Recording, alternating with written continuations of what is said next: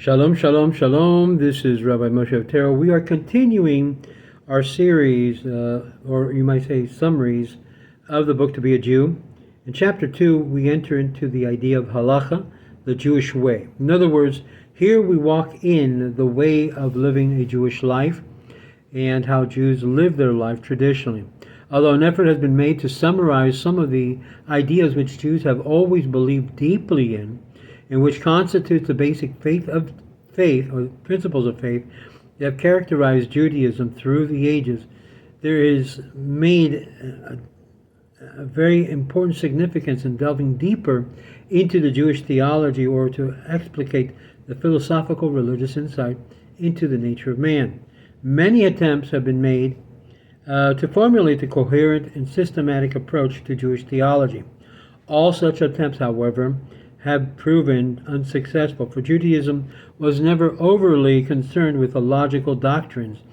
It desired rather to involve in corpus of practice code of religious acts, which would establish a mode of religious living.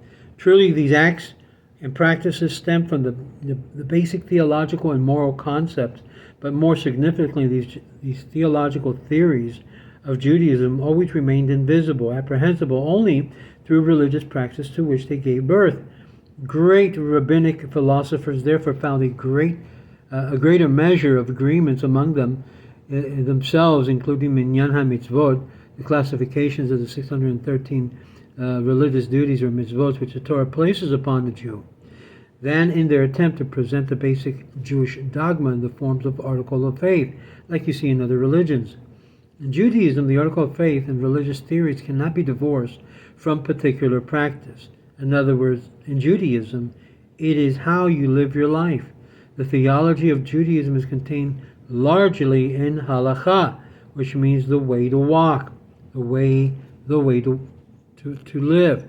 In the Jewish judicial system, which concerns itself not with the theories, but the primary with practice. Judaism could be said to rest upon two major principles: the sovereignty of God and the sacredness of the individual. This philosophy, as all of its philosophic foundation, is clearly reflected in Halakhah. Halakhah is the overall term for Jewish law. It also refers to the final authoritative decision on any specific question, and it rests first and foremost on biblical statutes and commandments in the written and oral Torah. And that's why we saw in the previous videos the importance of the written and oral law, the written and oral Torah. Because if you leave one out, you leave the entire structure void of importance. And thus, when all the rabbinic legislation enactment, including the religious judicial decisions that were handed down through the ages in the form of responses and commentaries by the great rabbinical scholars, all of this serves as the authoritative basis and provides legal precedence for even continuing the process of religious legal decision, making it into our own day. The word Halakhah itself means the way on which one goes. In other words, the way of life, the way you walk in your life. Halakhah is practical, not theoretical. Halakhah is legal, not philosophical. Although faith is based out of which the Halakhah develops, its major emphasis is on deed. In other words, actions, doers. Halakhah is concerned with the proper application of the commandments, the mitzvahs, to every situation and to every circumstance. The mitzvahs, which are biblical of origin, are in essence unchangeable. Those of rabbinic origins may be, under certain circumstances, conditions modified by authoritative and ordained scholars. Halakhah asks for a commitment in behavior. It deals with ethical obligations and religious duties. As the Jewish judicial system, Halakhah covers every aspect, relationship of life, whether it's between man and man or man and God. And thus, Halakhah concerns itself not only with those areas that are generally regarded as being in the realm of ritual and religion, but it also covers areas that are generally assigned by Jewish scholars to the spheres of morality, of ethics, and even of civil and criminal law. As the Halakhah is all-encompassing, so might it be said that Jewish religion is also all-encompassing. There are no areas in the realm of human behavior with which it does not deal with or offer guidance, to the extent that every aspect of life is regarded as subject to guidelines established by the Halakhah. And one cannot regard Jewish religion, when properly observed, as filling up one part of one's life in many compartments, or that is separate and distinct from other areas of one's life and concern. In other words, your eating habits, your sexual life and decisions, your business ethics, your social activity, your entertainment, your artistic expression, all of these things, every aspect of the human life falls under some spiritual and legal halakhic guidelines of Judaism.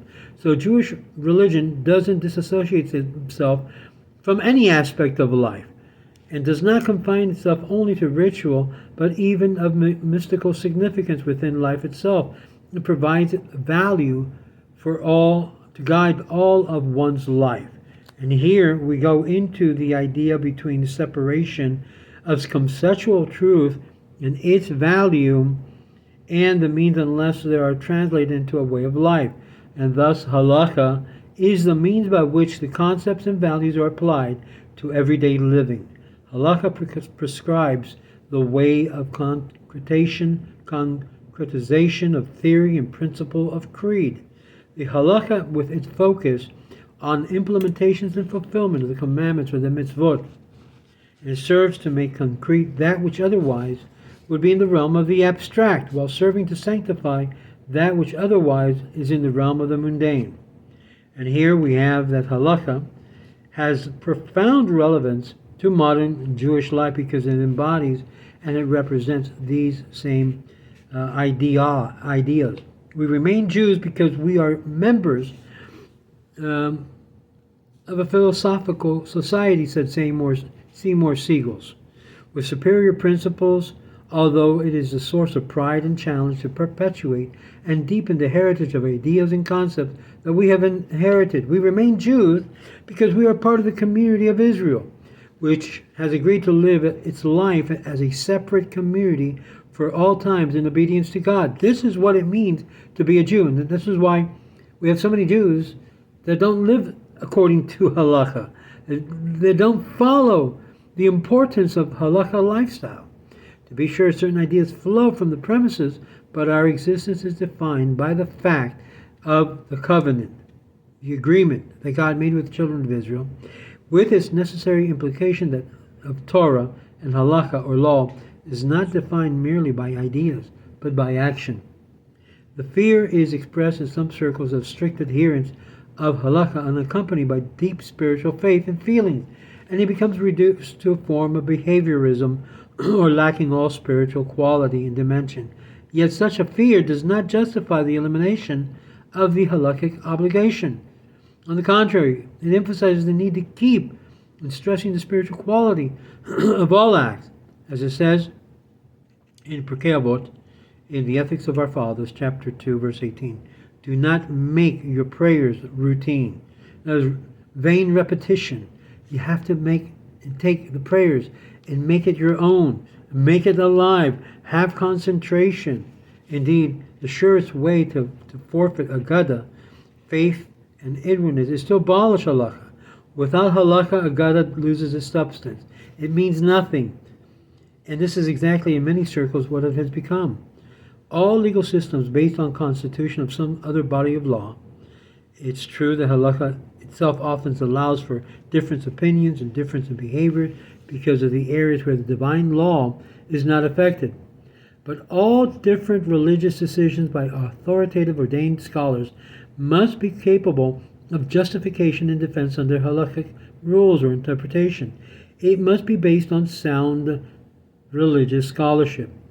If not, then what are we doing? What are we actually putting our life in practice to? The Halakhah is the Jewish way for securing and perpetuating the Jewish way of life. Disregard of Halakhah or reject it, slowly the way of life also disappears. And with its disappearance, slowly the way of life becomes meaningless and without value, and Judaism becomes just another religion. It doesn't happen all at once. It takes generations, one, perhaps two, but it happens, and this process is known as assimilation. It begins when the Jew discards the binding character of Halakhah, and it ends with the disappearance of Judaism in their lives, and therefore their children's life.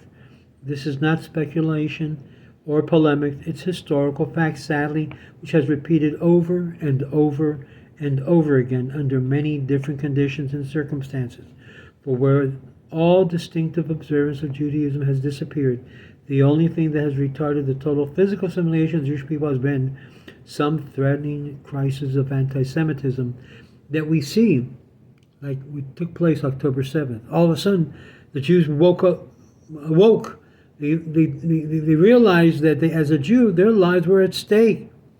What happened to those who were at the concert could happen to anyone who are part of the community. And all of a sudden, people started waking up. I'm a Jew. Yes, I am. I'm a Jew. Ani Yehudi. And they began to realize, what does that mean? Began to take on themselves again the commandments and the obligations of Halakhah. So there has been an awakening, a stirring as a result of October 7th. But does it really need to take that to wake us up? To come to make us realize that we need God and that we need God in our lives and that we need to put God's law into practice in our life? No. Never again means never repeat the mistakes of the past. Never to fall back into assimilation. Never fall back into the indifference of what society and the world tells us. You can be Jewish and be secular. You can be Jewish and you can be completely disconnected from God. You can be Jewish and you can be an atheist. There's even arguments that a Jew can be a Jew and still be an atheist. But when we embrace the whole totality of Torah and Halakhah, there's no way a Jew can be an atheist, not even an agnostic, and say that they embrace Torah. No way. No way a Jew can say that and say that they didn't have an obligation to keep Shabbat. No way. Yes, you may say, okay, I broke Shabbat.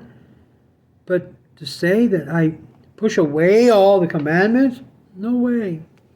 This is why God's calling the Jewish people back home, back to observance, back to Torah mitzvahs, back to the way of life that is known to the Jewish people. So this is what you are embracing when you decide to come part and be part of the Jewish people, a people whose heritage goes way back, in which the law and the Torah, both written and oral, is part and essential of the way of life of us Jews. This is Rabbi Moshe Otero, and this is a summary of chapter 2.